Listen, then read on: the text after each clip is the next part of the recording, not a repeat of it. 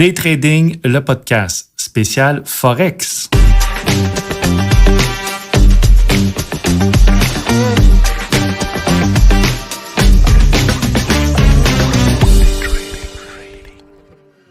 Bonjour, chers auditeurs. Comme vous voyez, c'est François, alias Fuji, qui est animateur aujourd'hui, et en compagnie de Patrick, notre trader spécialisé Forex. Ça va bien, Patrick? Ça va très bien, merci François. Oui, on voit le sourire, vous ne le voyez pas, mais on l'entend, le sourire de Patrick. On a essayé d'inverser les rôles pour ce spécial-ci, parce que le Forex, il y a beaucoup de monde ne savent pas vraiment c'est quoi, et puis ceux qui connaissent un petit peu ça, il y a beaucoup d'inconfort avec le Forex. Quand on entend parler de Forex, on entend beaucoup parler d'arnaque, de volatilité, de rapidité, faire beaucoup d'argent, en perdre beaucoup. C'est un milieu assez obscur pour plusieurs, et puis on sent un certain inconfort dans ce milieu-là. Et puis, on voulait faire la même affaire. C'est un peu la même situation présentement que je vis en tant qu'amateur, animateur. J'ai un certain inconfort. C'est pour faire une relation avec le Forex, là, j'ai le même feeling que vous qui débutez peut-être dans le Forex. Je suis pas vraiment à l'aise. Donc, un peu, quand on veut s'instruire, il faut faire affaire avec des professionnels du milieu. Donc, malgré qu'on a bien essayé, on l'a fait quelques enregistrements, puis finalement, on a pris la décision de revenir à nos rôles respectifs. Donc, moi, spécialiste trader, et Patrick, spécialiste trader Forex, mais surtout animateur avec son background. Donc, je vais redonner la barre à Patrick en tant qu'animateur. J'ai bien beau avoir essayé, mais un peu comme dans le trading, le stop loss a été touché. Donc, on revient à la normale. Donc, je vais laisser la barre à Patrick en tant qu'animateur. Hey, merci François. C'est vraiment touchant de te voir aller. Je suis ému, ouais. Mais je suis fier de toi. Oui, je suis fier de toi. J'ai essayé, comme beaucoup de monde dans le Forex, des fois où le marché des actions, on essaye des trucs.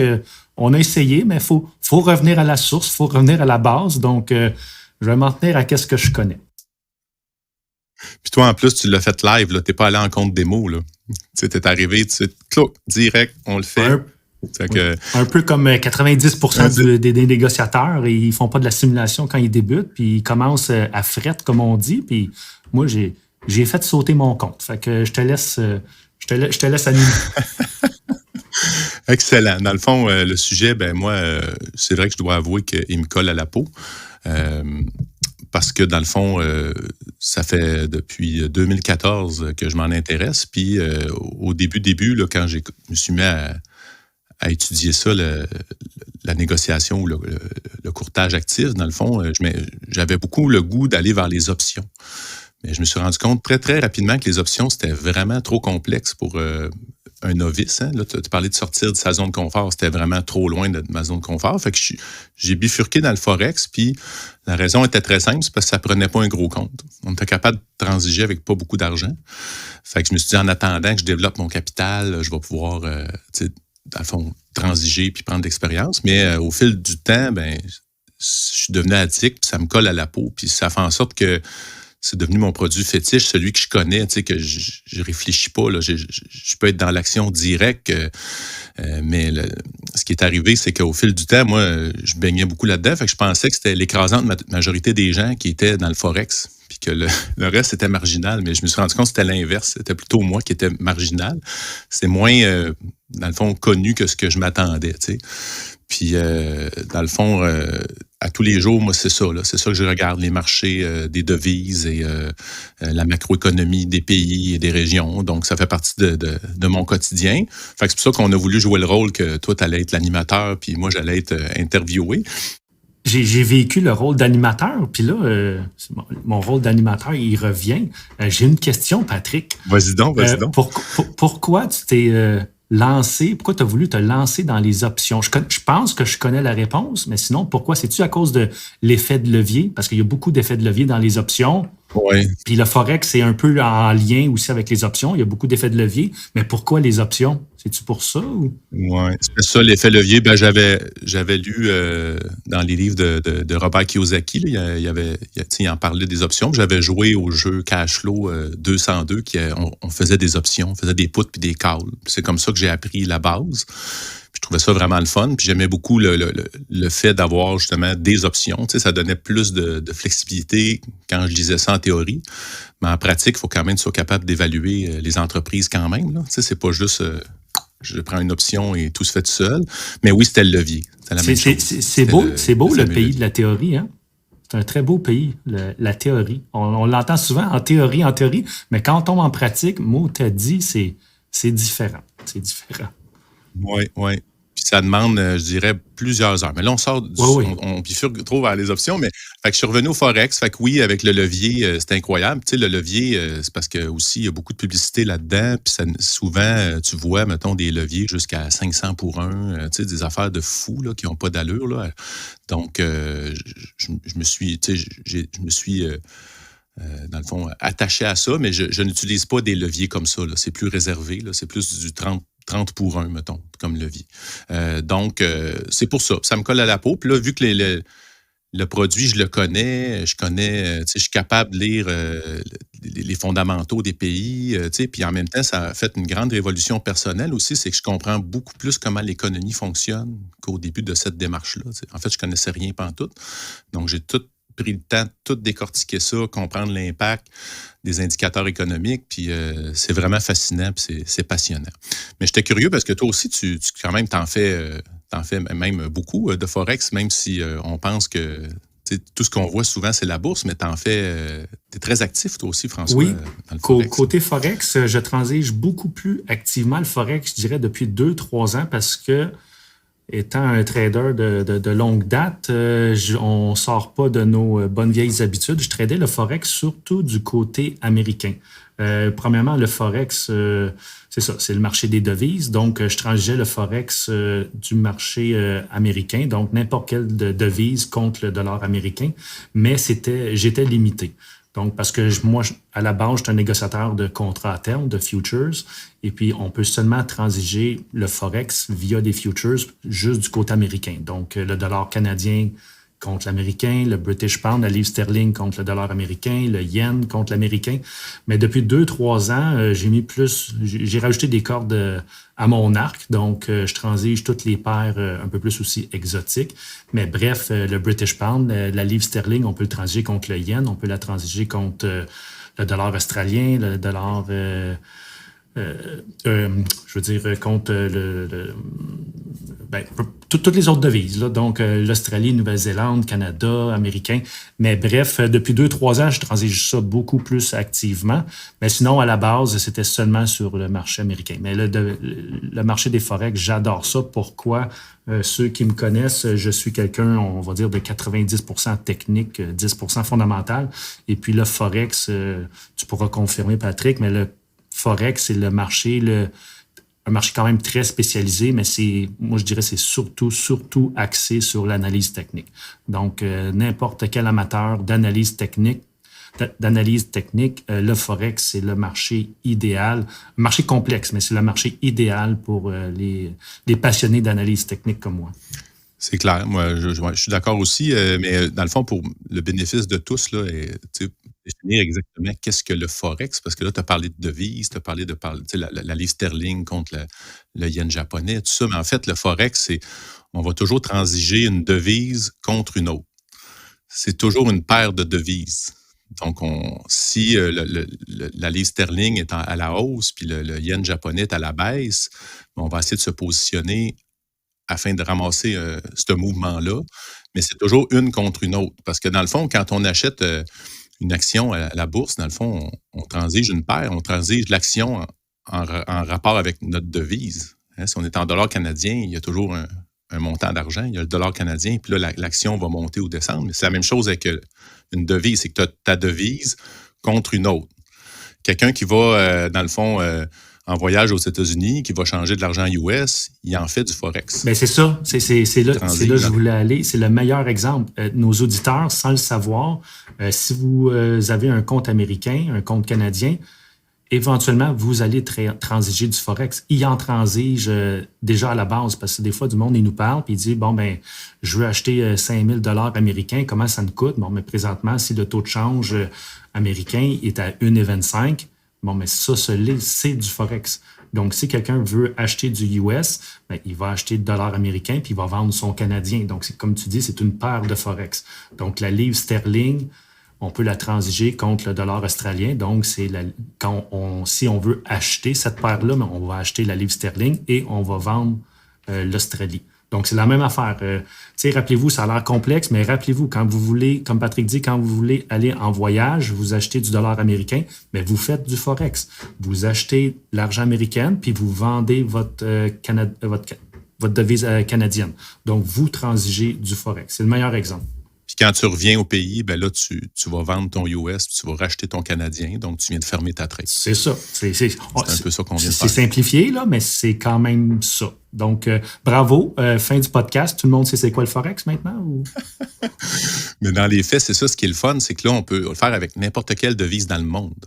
Mais on ne fera pas ça avec n'importe quelle devise dans le monde. Hein. C'est sûr qu'il y a des produits qui sont extrêmement exotiques et, dans le fond... Il faut être un peu très téméraire pour aller là-dedans, mais nous, on va s'en tenir souvent à 8 grandes devises. Les 8 grandes devises qu'on retrouve, là, qui est le dollar canadien, le dollar US, le dollar australien, le dollar de Nouvelle-Zélande, le yen japonais, là, j'ai dit le franc suisse, l'euro. C'est pas mal ça. Puis là, il m'en manque un. En tout cas, on mettra la liste dans les commentaires. Et en faisant ça, ben là, on s'assure qu'il y a une chose qui est vraiment exceptionnelle aussi, c'est le volume qu'il y a là-dedans. T'sais. On ne restera pas pris avec notre investissement. Là. On va pouvoir liquider ça quand on veut. Bien, sous toute réserve, je crois que c'est le marché le plus liquide au monde. Donc, peu importe la grosseur ou la taille de vos transactions, le marché va toujours être là pour l'accepter, là, que vous soyez le grand requin blanc ou le petit poisson rouge. Là, c'est le marché le plus liquide au monde. Parce que tout le monde, pas tout le monde transige ça, mais toutes les banques mondiales transigent ça. Il y a beaucoup de négociateurs transigent ça parce qu'il y a plusieurs avantages. On en parlera peut-être plus tard dans le podcast, mais ça se transige 24 heures sur 24, 5 jours sur 7, donc 24 heures sur 24. Il y a beaucoup, c'est ça, il y a beaucoup de... On n'en parle pas beaucoup ici en Amérique, mais en Europe, il y a des négociateurs de Forex, il y en a beaucoup, là, parce que à cause des fuseaux horaires, tout ça. Donc, il y a beaucoup de monde qui adore le Forex. Là. Même ici en Amérique, là, j'ai des amis négociateurs, puis des fois, ils se lèvent à 4 heures du matin à cause de... peu importe les raisons, mais souvent à cause du travail. Donc, ils ne peuvent pas transiger le marché boursier, mais à 2 heures du matin, oui, c'est possible de transiger le marché du Forex. Là. On est sur les heures d'Europe, donc c'est quand même très liquide, très actif là, à 2 heures du matin. Donc, il y a plusieurs avantages. Oui, c'est ça.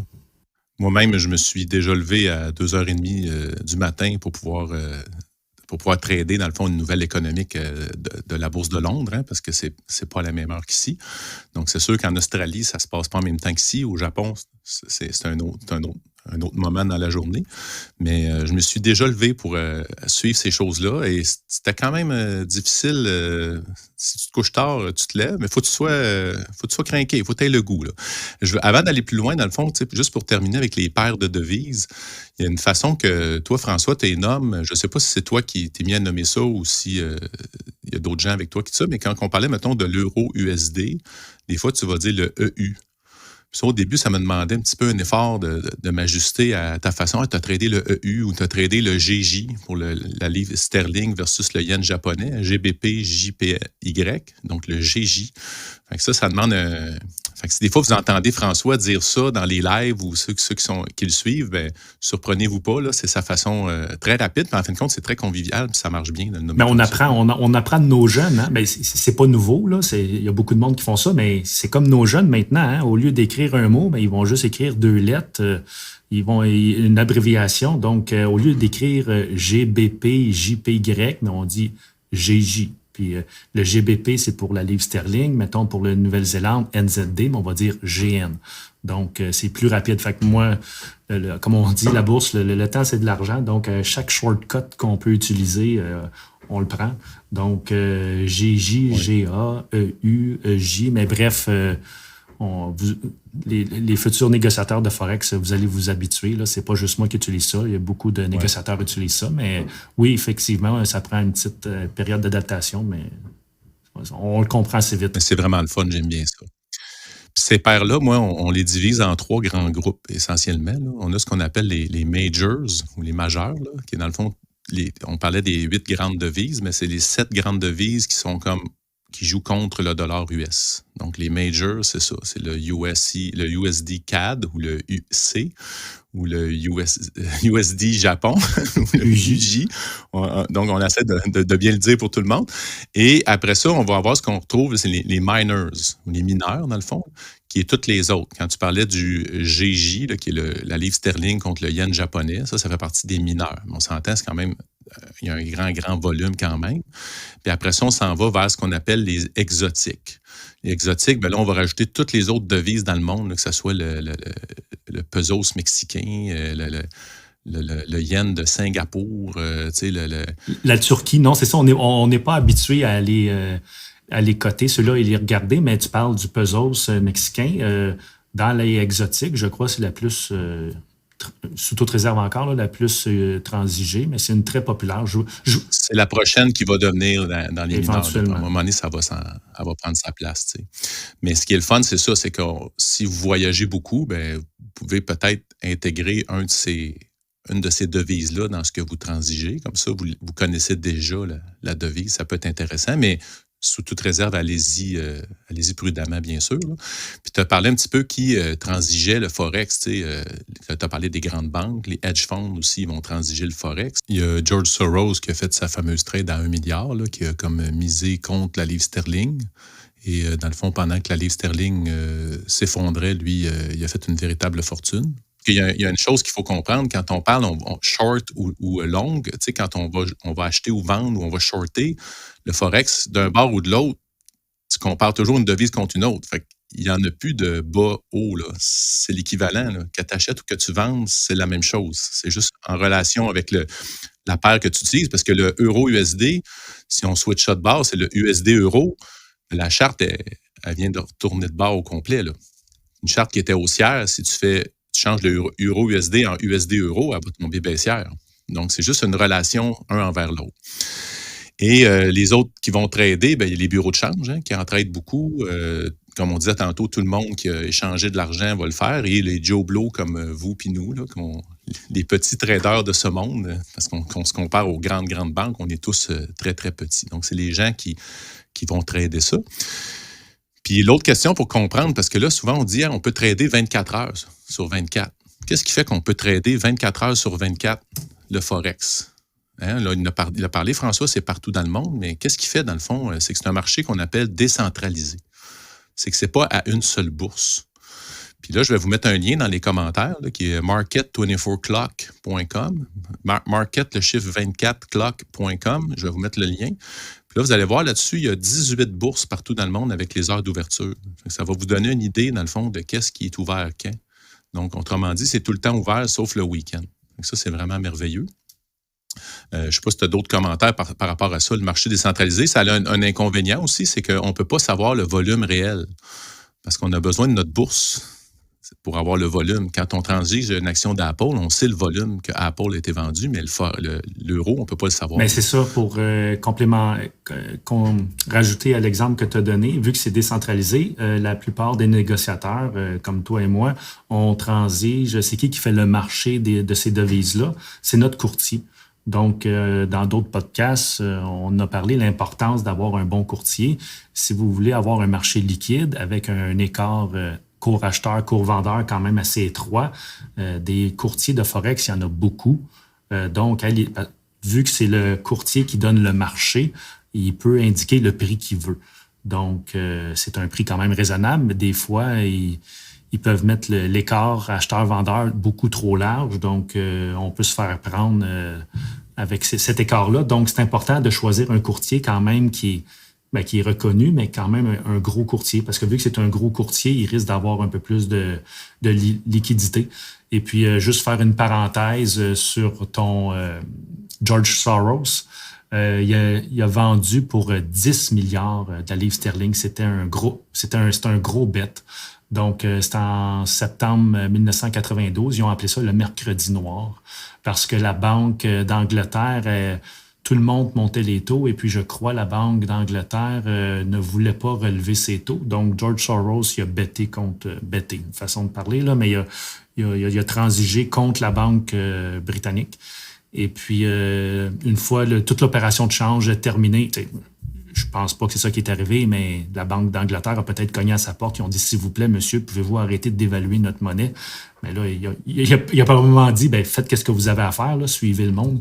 Donc, bref, à la fin de l'opération, ça s'est soldé avec un profit de 1 milliard de dollars. Donc, tout le monde, allez sur Google, tapez George Soros, Banque d'Angleterre. C'est une très belle histoire. C'est pour le négociateur que je suis, puis le négociateur que vous êtes en dedans de vous, c'est une très belle histoire. Je sais, il y a sûrement plein de documentaires là-dessus, mais allez lire là-dessus, c'est très intéressant. C'est ça. Puis il a gagné son pari, hein. C'est parce que c'était quand même très, très audacieux. Puis, tu sais, il y a plein d'autres gens qui ont essayé de faire la même chose, puis ils ont perdu, là. Il y avait une chance que ça marche, il y avait une chance que ça marche pas non plus. Mais c'est quand même impressionnant, là, l'espèce de pour montant faramineux. Oui, ce montant-là, lui a gagné 1 milliard avec cette opération-là, mais qu'est-ce que ça l'a coûté au Trésor britannique? Ça leur a coûté environ 3,5 milliards. Donc, juste le mouvement de un négociateur, ça leur a coûté quand même 3,5 milliards. C'est énorme. Quand on parle de Forex, automatiquement, si vous parlez à un négociateur un peu expérimenté ou qui a du vécu, il va vous parler de cette transaction-là. Donc, allez lire un peu là-dessus. Très intéressant. Oui.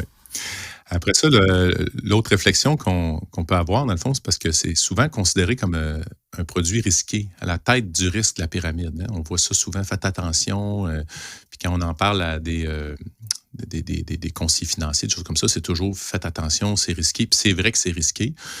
Quand on contrôle son risque, pour moi, c'est moins risqué que d'aller directement dans les actions à la bourse parce que je sais ce que je fais exactement. Mais dans le fond, il y a des dangers. Puis ces dangers-là, il y en a un, on a parlé un petit peu tantôt, c'est les marges importantes. Quand un courtier va t'offrir du 500 pour 1 de levier, là, c'est-à-dire qu'à chaque fois que tu vas mettre $1, lui, il va te prêter 499 $ pour mettre ça dans ta trade. On ne se cachera pas que le mouvement, ça va vite, là, que l'argent bouge. Ça va 500 fois plus vite que ton dollar que tu as mis. Donc, effectivement, il y a un risque. Fait quelqu'un qui ne pense pas à ça, qui sauve un petit compte, qui met un petit montant, puis qui a du 500 pour 1, là, il risque son montant, il y a une perte, il vient de vider son capital au complet d'un seul coup. Il y a des gens qui ont vécu ça. Fait que ça, il faut faire vraiment attention à ça. C'est une des raisons pourquoi c'est risqué. L'autre raison qui est risquée, puis ça, j'en parlais avec Michel Villa. Merci Michel, si tu nous écoutes. Dans le fond, il parlait au niveau des émotions. Le fait que c'est accessible 24 heures sur 24, c'est vraiment, tu peux ne pas t'arrêter, là. Donc, ça peut devenir malsain, ça peut devenir dangereux à ce niveau-là. Puis si la fatigue est là parce que tu as pris trop de temps, parce qu'on voyait dans l'autre épisode, un peu plus tôt, dans est-ce que je trade trop ou pas assez? Donc, on peut rentrer dans le mode je trade trop. Donc, ça, il faut être prudent. Puis il y en a un autre, puis ça, peut-être toi, François, tu le sais encore plus que nous, mais les courtiers, il y a des courtiers louches, là. C'est pas tous des enfants de cœur, ne sont pas tous régulés.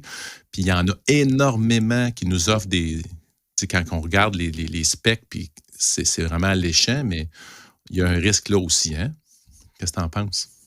Surtout, je pense qu'on en a parlé dans d'autres podcasts, quand vous voyez un courtier, puis avec l'extension .ch, on ne sait pas d'où ça vient, de Chypre, je ne sais pas trop quoi, puis souvent, pas souvent, là, mais de temps en temps... les courtiers vous offrent un 200 $ de bonus si vous ouvrez un compte avec eux. Je me poserais des questions. Mais bref, je ne dis pas que c'est nécessairement mauvais, mais il ne faut pas tout mettre ses œufs dans le même panier. Donc, il faut y aller prudemment. Mais encore là, moi, j'y vais, je parle avec expérience, j'aime mieux avoir un effet de levier moins élevé, mais aller avec un courtier qui est régulé au Canada. Donc, si un jour il arrive quelque chose, la compagnie pas la compagnie d'assurance, mais la compagnie qui chapeaute les courtiers canadiens, l'IROC, IIROC, si votre courtier fait partie de cette association-là, votre compte est garanti. Donc, des fois, c'est mieux d'utiliser moins de leviers puis aller de façon plus sécuritaire, mais notre argent est garanti. Donc, il faut faire attention, comme Patrick dit, avec quel courtier qu'on veut faire affaire. Des fois, ils vont vous donner des incitatifs, mais il faut faire attention parce que c'est pas, comme on dit, c'est pas kosher tout le temps. Faut être prudent. Oui, puis même, tu sais, une des choses que moi, je suis bien fier de Daytrading, c'est qu'il n'y a pas de lien d'affiliation avec aucun courtier, avec quoi que ce soit. Parce que souvent, ils vont donner des cotes aux gens qui réfèrent. Tu sais, fait que quand tu as un influenceur ou quelqu'un qui enseigne un peu comme ce qu'on fait, on pourrait mettre un lien, dire allez ouvrir votre compte, puis là, on a une cote. Puis, dans le fond, c'est un conflit d'intérêt. Là, on se retrouve en conflit d'intérêt. Donc, nous, on se tient en dehors de tout ça. Fait que ça, c'est très bien. Là. Moi, je trouve ça bien intéressant. Puis, il y a aussi, dans le fond, dans le Forex, c'est qu'il y a un ratio assez élevé d'arnaques. Hein, il y a beaucoup d'arnaques, là, que ce soit chez les gourous là, qui essaient de nous montrer des choses, chez des robots Forex là, qui essaient de nous vendre des robots à 24,95, un robot qui va nous rendre riches. Là. Oui, c'est sûr, ils nous vendent ça 25$. Des machines à imprimer de l'argent, c'est ça qu'on appelle? Exactement, oui. C'est ça, tu sais. Ou, tu sais, fait que faut faire attention à ça, faut se protéger à ça. Et pourquoi, dans le fond, il y a eu beaucoup d'arnaques au niveau du Forex, c'est que, dans le fond, vu que c'est un produit qui est accessible, qu'on n'a pas besoin de beaucoup d'argent, mais le ratio de personnes qui est, dans le fond, un peu dans la misère, désespérée, il est plus élevé. Donc, quand on est dans un bassin de gens désespérés, ben, c'est plus facile, dans le fond, d'arnaquer ces gens-là que la personne qui est déjà bien nantie, qui réussit dans sa vie, qui a déjà de l'abondance. Il va avoir moins tendance à prendre un paquet de cours comme ça qui n'ont pas fait leurs preuves. Donc, les personnes débutantes. Puis ça aussi, c'est Michel Villa qui nous disait, on va le citer aujourd'hui, là, il me disait en Afrique, il y avait un haut volume de Forex parce que, justement, tu sais, il y a plus de gens qui ont embarqué dans un paquet de trucs comme ça. Donc, faites attention quand que c'est trop beau pour être vrai ou que ça devient juste sans aucune preuve, faites-moi confiance. Ou, tu sais, il y a plein de façons, dans le fond, de manipuler les gens.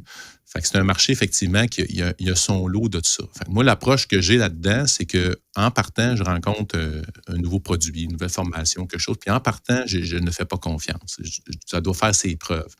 Avec François, c'est la même chose. Avec François, moi, ça a pris, je ne sais pas si c'est, mais ça lui a pris 1 an à gagner ma confiance, François. À le regarder aller sur Facebook, à vérifier, tu sais, parce que quand tu ne connais pas, là, tu sais, fait que tu dis, ça peut être très beau, mais on ne le sait pas. Fait qu'au fil du temps, il a réussi à m'apprivoiser, puis il a fait ses preuves, puis par différentes façons où il m'a prouvé au fil du temps son honnêteté, moi, ça m'a permis, dans le fond, de faire confiance, puis aujourd'hui, on travaille ensemble. Fait que faites vos devoirs, demandez des références, peu importe, mais ici, de toute façon, dans le groupe Daytrading, on est quand même à la bonne place. Là. C'est quand même très surveillé. Là. S'il y a un requin qui rentre dans le groupe pour essayer d'arnaquer le monde, il ne fera pas long feu, hein? On peut le garantir. Oui, mais pour revenir à ce que tu dis, puis on en a parlé dans l'autre podcast, qu'est-ce qui est bien, pas qu'est-ce qui est bien, mais je veux dire, là, qu'est-ce qui est vraiment mauvais, là? Ben, c'est vraiment pas bien. Qu'est-ce qui est mauvais plutôt? L'appât du gain, vouloir faire de l'argent rapidement. Avec le Forex à cause de l'effet de levier, mais ça, c'est bien aussi. C'est ça la beauté de la bourse avec le Forex à cause de l'effet de levier. On peut faire beaucoup d'argent rapidement, mais on peut le perdre rapidement aussi. Mais à cause de l'effet de levier, puis on peut s'ouvrir un compte avec seulement 200$. C'est pour ça, comme tu dis, Patrick, il y a beaucoup d'arnaques. Le monde, on va mettre 200$, puis on va le virer entre 5 000 puis 10 000$. C'est ça la beauté de la bourse. C'est possible, mais pas si on débute. Oui, comme au baseball, on peut taper un coup de circuit, mais il faut vraiment être chanceux. Mais c'est possible, mais la plupart du temps, ça ne fonctionne pas. Mais c'est ça, donc c'est plate, c'est une catégorie c'est typique à notre génération d'aujourd'hui, c'est faire de l'argent rapidement. Ça n'existe pas. Mais, je veux dire, ça n'existe pas. Ça l'existe. Puis, le Forex, c'est un milieu pour ça. On peut faire beaucoup d'argent rapidement. Mais, ça va-tu fonctionner? Moi, je dirais 90% du temps, non. Parce que moi, si vous me donnez 200$, je peux faire, je ne veux pas dire beaucoup d'argent, mais je peux faire de la bonne argent quand même rapidement avec le Forex parce que je sais qu'est-ce que je fais. J'ai 27 ans d'expérience. Mais quelqu'un qui commence avec 200$, puis il se fait mousser avec la belle publicité.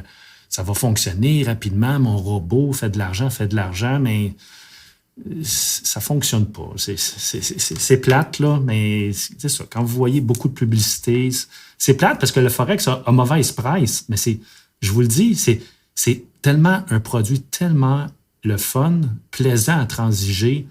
Il y a beaucoup de volatilité, il y a beaucoup d'amplitude, 24 heures sur 24. Moi, je vous le dis, je pense que c'est dans le top des pyramides des produits les plus risqués, mais c'est dans la top des pyramides le produit le plus plaisant à transiger quand on sait qu'est-ce qu'on fait. Donc, il faut y aller avec prudence, mais c'est ça. C'est au top de la pyramide pour différentes raisons, mais côté risque, donc qui dit risque dit ça peut être payant, mais on peut le perdre rapidement aussi. Puis c'est ça, avec des tradings, je mets tellement le monde je mets des bâtons dans les roues parce que tout le monde veut transiger le Forex. Ben, pas tout le monde, il y a beaucoup de monde, puis je leur explique, c'est difficile. Vas-y en simulation. Puis c'est ça la beauté de la chose. Il n'y avait pas ça, moi, dans le temps de la simulation. Maintenant, là, notre 200 $, on peut l'économiser, là. Mettez-le sur n'importe quoi d'autre, mais avant de transiger le Forex, faites de la simulation. Ça revient à la bourse, c'est la même chose, mais il y a la simulation. Fait que, bref, là, j'ai débordé un peu, mais c'est important de mettre les auditeurs sur un pied d'alerte, surtout quand on parle de Forex. C'est plate, ça a la mauvaise presse, mais c'est de l'autre côté, je pense que c'est le produit que la plus grosse mauvaise presse, mais de l'autre côté, c'est le produit le plus intéressant à transiger. Donc, c'est aux antipodes, mais bon, bref, une fois qu'on sait comment ça fonctionne, le Forex, c'est un très beau produit. Puis, je dis pas que le monde va délaisser la bourse, là, parce que la bourse, ça va toujours rester, mais pour les amateurs d'analyse technique, transiger sur du court terme, mettons un intraday ou sur quelques jours, quelques semaines, le Forex, c'est plate à dire, là, mais c'est le meilleur produit, je crois, pour ça.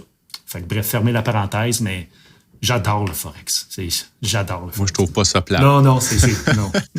On est maintenant rendu à la fin de ce premier épisode sur le spécial Forex, mais soyez sans crainte, il y en a un deuxième, donc on avait beaucoup de choses à dire. C'est très fascinant. Évidemment, pour moi, c'est un domaine qui me touche profondément. Je dirais que c'est viscéral, c'est une motivation intrinsèque qui perdure. Donc, on espère que ça vous a inspiré et que si jamais vous voulez vous lancer dans l'aventure, vous allez le faire de façon prudente. Alors, on se retrouve dans un prochain épisode avec encore plus de trucs, astuces et réflexions sur le spécial Forex. Bon trading à tous.